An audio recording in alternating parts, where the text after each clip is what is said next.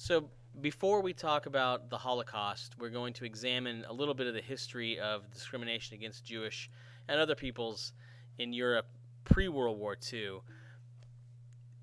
Right before World War II, after the hardships of World War I and the depression that Europe slid into after America slipped into their depression, a lot of people were looking to blame.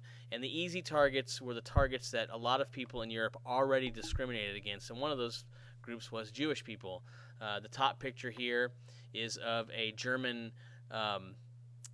school book that was used pre-World War II, and it depicts a typical German on the left and a Jewish person on the right.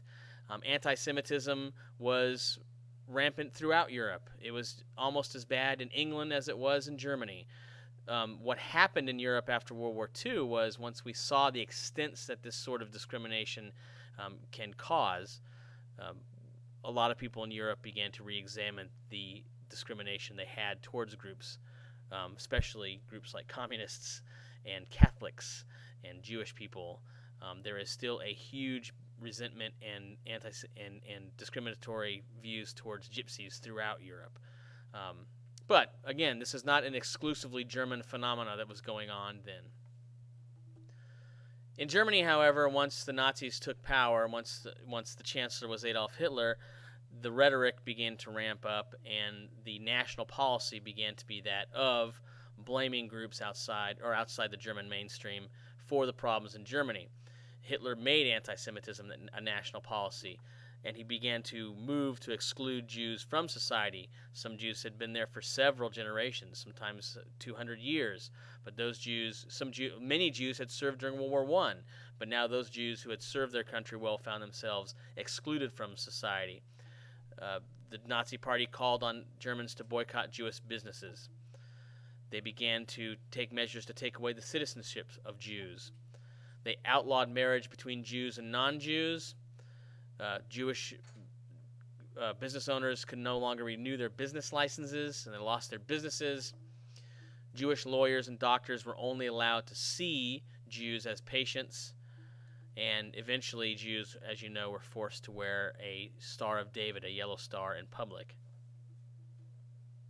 I'm going to change the slide now, so if you need to pause it to write all this down, pause it. The other undesirable groups that Adolf Hitler saw were gypsies. Jehovah's Witnesses were sent to the death camps, homosexuals, homeless, the disabled, the mentally ill. Political parties like communists that Hitler despised were also on the list. Kristallnacht was the night of the broken glass. This was the night that Nazis across Germany went out and destroyed Jewish businesses and also did damage to Jewish synagogues. And here are some examples of what happened that evening. Thousands of Jews at this time were rounded up in major cities and shipped off to work camps. So if you can look at these pictures, you can see some of the dramatic evidence of what happened that evening. A lot of you might be thinking to yourself, well, if I were Jewish, I would have got the heck out of Germany. Well, it isn't that easy, especially if you've been in Germany with your family for hundreds of years. You have no place to go. The only language you speak is German. The only culture you know is German.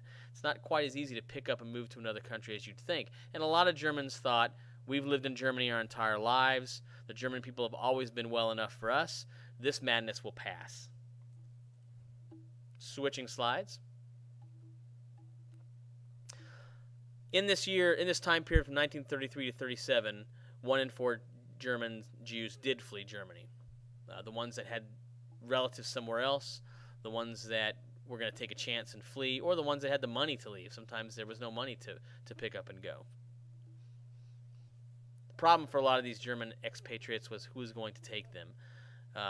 Most Depression-era countries who were really hard on their luck were not going to open their door to immigrants into their country because there were no jobs.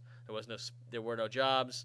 The government assistance programs were already full with citizens who needed help. So a lot of Jews were wandering around trying to figure out where they could go. America wasn't taking any immigrants from Europe at this time.